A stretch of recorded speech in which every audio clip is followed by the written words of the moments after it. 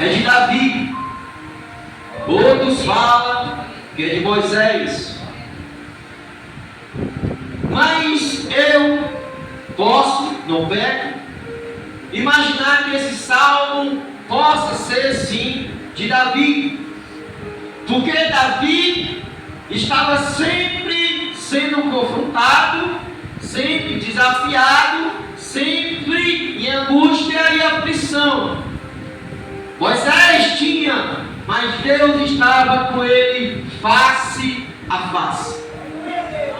Mas Davi sempre ele procurava a ajuda de Deus, clamando, suplicando o socorro de Deus em toda hora, porque as lutas de Davi foram muito desafiantes para que as promessas de Deus possam se cumprir naquela geração e na geração de hoje. Hoje nós podemos ler e imaginar como Davi sofreu através das tribulações, das ameaças do inimigo, que o inimigo faz armadilha para justamente nos pegar, e pega bem jeitinho, do jeitinho que ele sabe fazer, pegar um homem e uma mulher de Deus. Ele arquiteta, ele planeja para justamente pegar a vida de um homem e de uma mulher de Deus. E ali a gente podemos ver que as mesmas palavras que Davi ali foi colocado, a gente também podemos ver que o próprio Jesus fala lá em Mateus capítulo 27, verso 46, pedindo socorro, procurando Deus, e não achava Deus naquele momento da cruz. A diferença de Davi e a diferença de Jesus, porque Jesus estava com toda a maldição sobre ele, que era tua e minha. É por isso que Deus estava desprezando ali o próprio Filho por ti e por mim. Jesus não tinha pecado, mas todo o pecado estava sobre Jesus. Jesus fala, às vezes a palavra que Davi fala no Salmo 22, eles falam: meu Deus, por que tu me abandonaste? Amado, quando a gente escuta essa palavra, nos comove, porque algo que ali foi desprezado, a gente vai procurar socorro e não encontra, só encontra silêncio.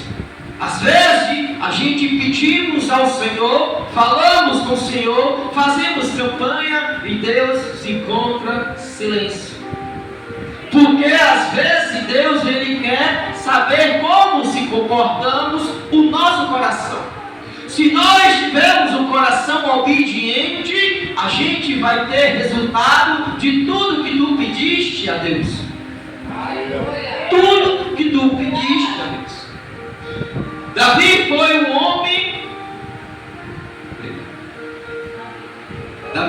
homem muito usado por Deus para justamente continuar as promessas de Deus ali sobre a vida de Davi, sobre a família de Davi e a sua descendência.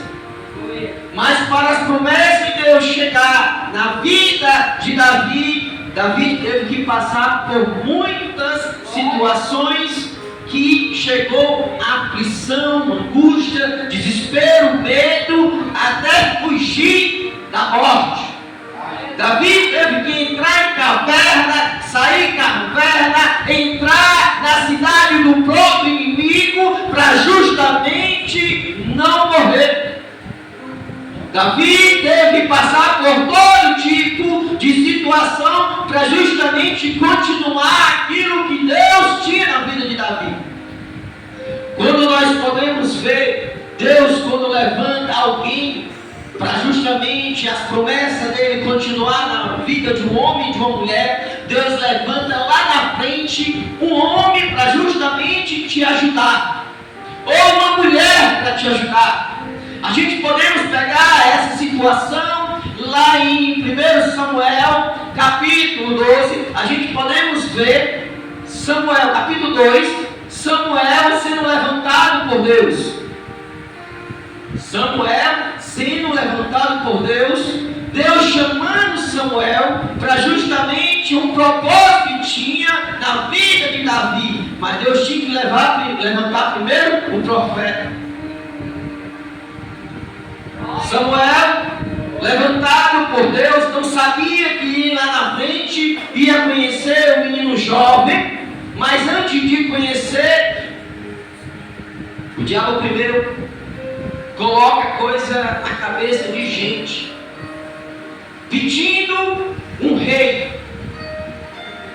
Naquele momento, Deus já sabia, porque Ele sabe de tudo, Ele conhece tudo, Ele sabe o presente e o futuro, Ele sabe o que vai acontecer daqui para frente. Tudo já está anotado. O dia que Ele vai vir já está anotado. Mas Ele não te diz porque para Ele sabe que você fica ansioso. Nem os anjos sabem, só o próprio Deus sabe no dia que Ele vem. É por isso que Jesus disse: olha, ficar em vigilância, porque a vinda, no dia que eu vim, estará bem próximo. E quando vir, vai ser como um ladrão que não vai avisar que vai roubar sua porta. Porque quando Deus vier, Ele vai vir, irmão, com o poder e a glória, e a terra vai sentir um impacto do poder e da glória de Deus. E ali Deus levanta, vem Saul, a qual Deus já sabia que Saul ia decepcionar o coração de Deus. Saul ia ofertar obediência a ídolos, fazer paz, aliança com os inimigos, irmão. Uma coisa a gente não pode fazer: aliança com inimigos. O que é o inimigos? É o sangue, é carne, sangue, não. O próprio mundo, ele é o nosso inimigo. O próprio Jesus fala que este mundo nos odeia.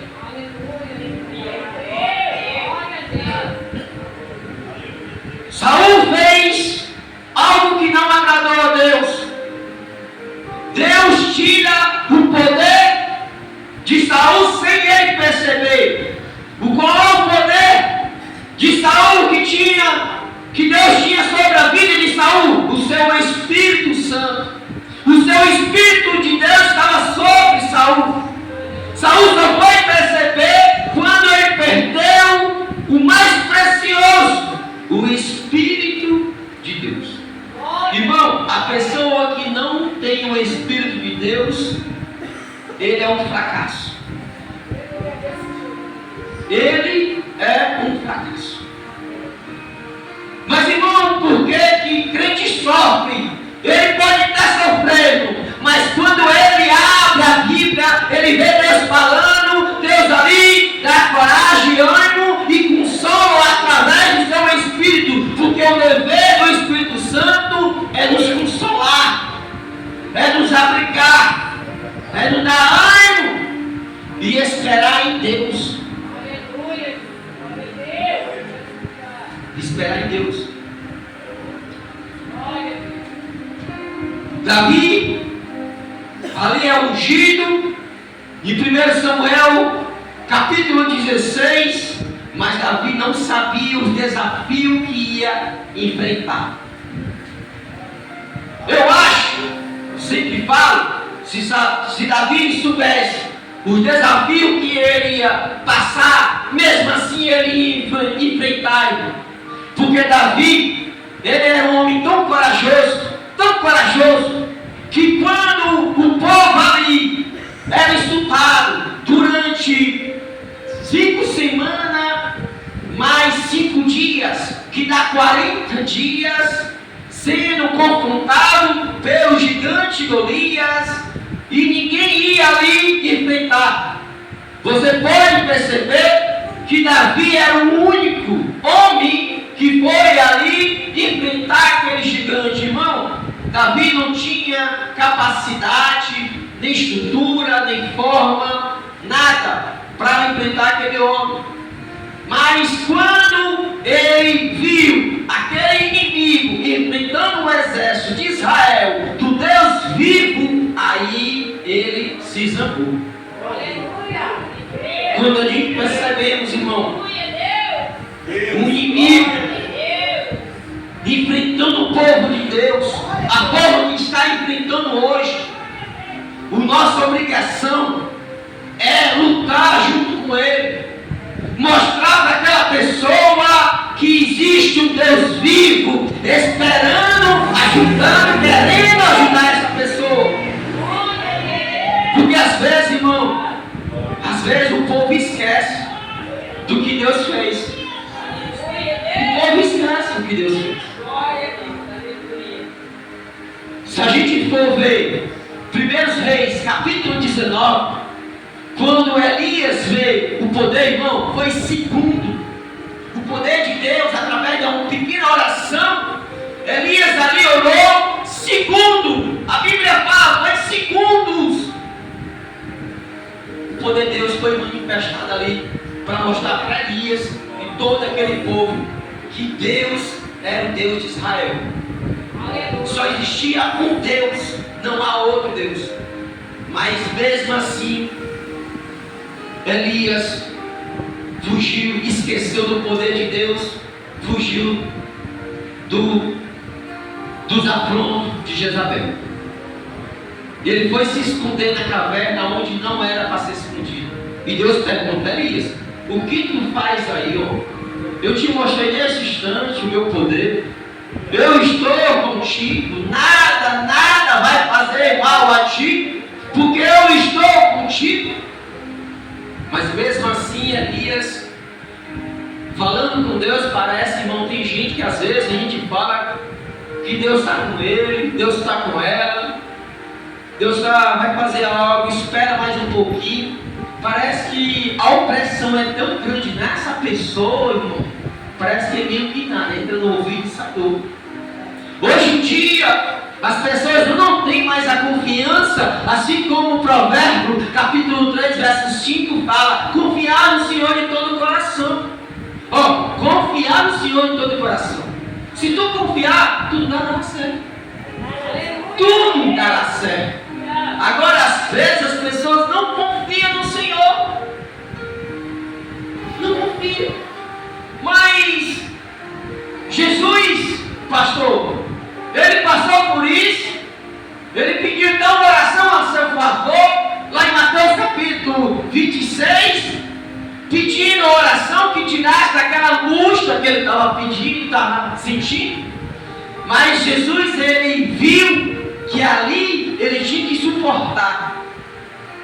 E ele voltou atrás e disse: Senhor, que seja a tua vontade, não a minha. Se nós pegarmos Lucas capítulo 11, verso 27, quando aquela mulher que Deus colocou no coração dela, para ela falar daquela multidão assim: feliz a mulher que te amamentou e pôs tu no mundo. Olha, Deus, ele faz situações para justamente, irmão, para o seu filho glorificar o próprio Pai na frente de todo mundo. E Jesus, ele fala: bem-aventurado aquele que ouve e obedece a mensagem de Deus. Porque se nós ouvirmos a mensagem de Deus e tomar posse daquilo que Deus tem para nossas vidas, irmão, não perturbes. Para que se perturbar? A gente deve fazer assim como o salmista fala em 42: por que te perturba, ó minha alma? Espera em Deus. Espera em Deus. Às vezes as pessoas ficam tão angustiadas, desesperadas, irmão. Parece que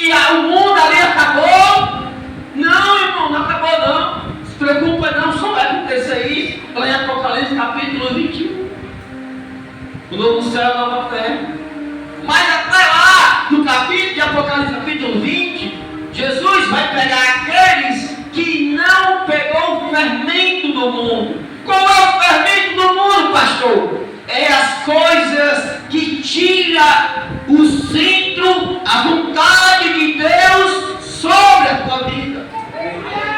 Quando tu pega esse fermento e tu toma posse, aí tu não faz parte lá em Apocalipse capítulo 20. Como o próprio João viu o povo de Deus sendo levantado para justamente reinar, governar junto com Cristo. Aquelas pessoas que sofreram, foram mortos, foram humilhados, foram desprezados, foram caluniados, assim como o próprio Jesus fala no Sermão do Monte, lá no Mateus capítulo 5, verso 11. Felizes aqueles que são caluniados, perseguidos, aqueles que sofrem por mim. Irmão, o Evangelho não tem felicidade aqui não, irmão. Estou pregando felicidade, então? Não tem não, irmão. Pode ter certeza, Davi foi um homem que teve mais angústia do que felicidade. Mais angústia. Davi era tão misericordioso, até a morte do seu inimigo ele sofreu, irmão. Até a morte do seu inimigo ele sofreu e ficou com luto durante dias por conta de Saul. Olha que Saul, irmão, ele ia matar o próprio filho dele por causa de Davi. Olha como é forte. Como sabe como a gente ganha vitória em cima de gigantes? Gigante que eu estou falando, irmão, de desafio neste mundo, porque quando a gente está aqui, está desafio.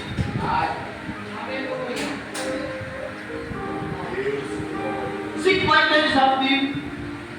A gente sempre vai ter ganho e perca. A gente tem mais perca do que ganho.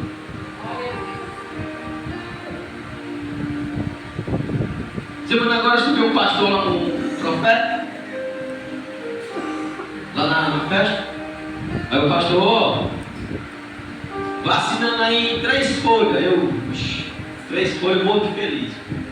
E eu estou doido precisando ir assinar contrato. Aí, esse dia tu vai receber essa bênção. Não estou falando que eu não tomei posse da profecia, tomei posse. Mas às vezes essas profecias não tiram a gente até do centro da vontade de Deus, irmão. A gente vai focar naquilo que Deus tem para nós, que é a ressurreição. A gente fica focando nas coisas materiais. Pastor, não come não, bebe não, como sim. Mas a gente deve dizer, assim como Mateus fala, capítulo 7, que não se preocupais com o dia de amanhã. Às vezes as coisas daqui da terra nos fazem a gente tanto preocupar, irmão. A gente paga uma conta, já chega outra. Parece que a conta chega, parece que um colando no outro, né? E a gente não sabe qual é que a gente paga primeiro. Aí é o gigante que tem neste mundo, o fermento. Porque o diabo ele faz justamente as preocupações para justamente a gente desanimar. E quando você fica desanimado, irmão, o diabo bota tanta situação para tu pensar.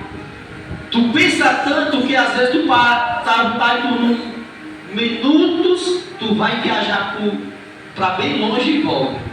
Fica a noite todinha e quando vai ver já é 3 horas da manhã, 4 horas da manhã, tu não consegue dormir. Sim ou não? Não consegue. Porque o diabo ele já sabe o teu ponto fraco. Ansiedade, assim como 1 Pedro capítulo 5, verso 7, ele diz: não se preocupais, porque o diabo ele está em teu redor, ele já sabe o que te preocupa e ele lança essa preocupação para justamente as coisas de Deus acontecerem no teu coração.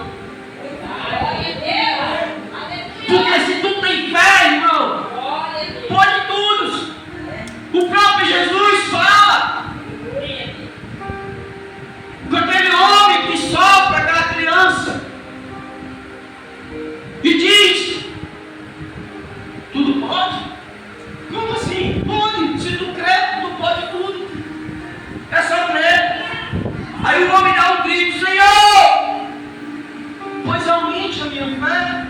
Ele pede aumentar a fé. Quando tu não tem fé, não pede, Senhor, faz aumentar a minha fé nessas situações que está acontecendo para me abalar.